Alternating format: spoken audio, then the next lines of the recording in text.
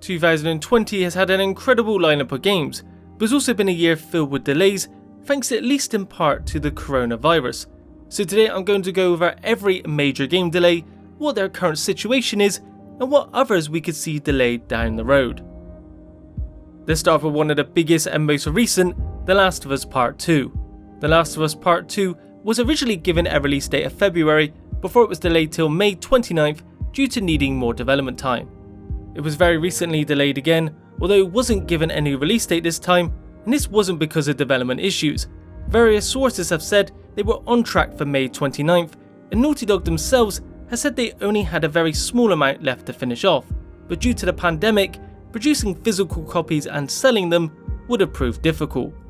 If an Amazon listing is to be believed, it may be releasing in late June, but that's far from a confirmation, so take it with a grain of salt.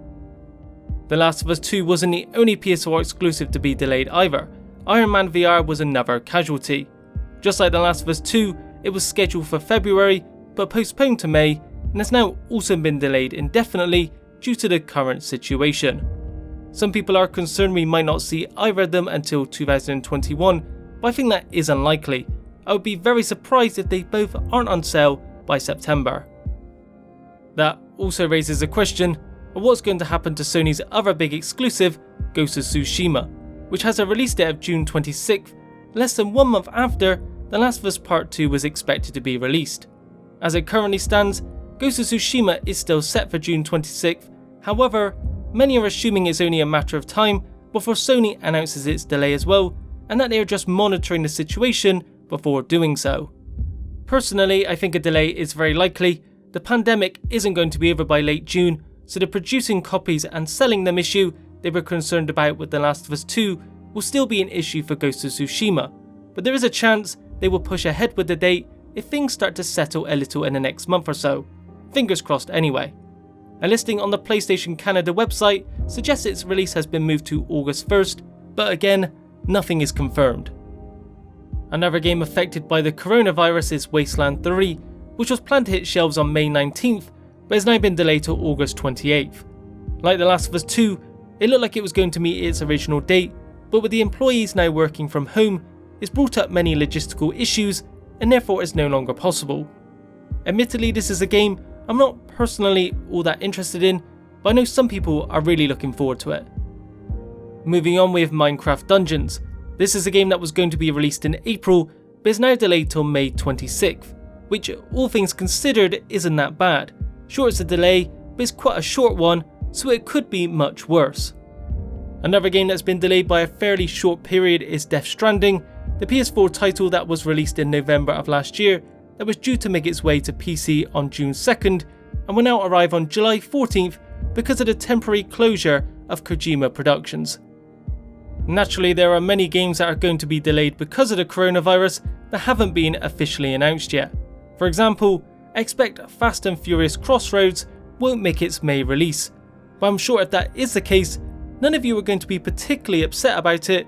After all, judging by its lackluster trailer, it looks like it's releasing about a decade late anyway. Of course, there have been many delays that have occurred that have nothing to do with the coronavirus, and probably the biggest of those is Cyberpunk 2077. Cyberpunk had an original release date of April 16th, but was disappointingly pushed back quite a long way to September 17th.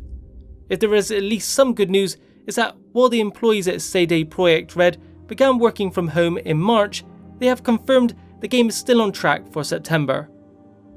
Speaking of which, Marvel's Avengers is another game pushed back by a number of months, with its original May release date now moved to September, shortly before Cyberpunk 2077. This is one of those delays I'm honestly okay with. The title looks very promising, but there is a little concern about its quality, so the more development time it gets, the better. Many of you may be wondering what the situation is with Dying Light 2. For quite a while it was slated for spring of this year, but was never followed up with a firm date. Then in January, Techland sadly delayed it with no new release window, and stated they'll update fans in the coming months. While that's disappointing, they have said the extra time has allowed them to nail the story aspect of the game, the choices the player can make, and ultimately realise all the ambitions they have for the game overall, so hopefully when it does release, it will live up to expectations. Vampire the Masquerade Bloodlines 2 is a sequel fans have waited many years for, but sadly you will have to wait a little bit longer before you can get your hands on it. Originally slated for early this year, the developer Hardsuit Labs confirmed in October it would need more development time, stating they value quality first and foremost. While they didn't provide a date when it will come out, they have reiterated that it will still launch this year, so hopefully the coronavirus hasn't changed that. Lastly, that brings me on to Ubisoft, who following the poor critical reception and sales of Ghost Recon Breakpoint in October, led them to delay pretty much all their major games for 2020 to give them more dev time. These delayed games include Gods and Monsters that is being developed by the Assassin's Creed Odyssey creators and whose art style is seemingly inspired by Breath of the Wild, a new Rainbow Six title with a big emphasis on PvE co-op, Rainbow Six Quarantine, and the next installment in the Watch Dogs series, Watch Dogs Legion. All of these were delayed to Ubisoft's 2020 to 2021 fiscal year, meaning they were released between now and March next year, with Watch Dogs Legion rumoured to be a next-gen launch title.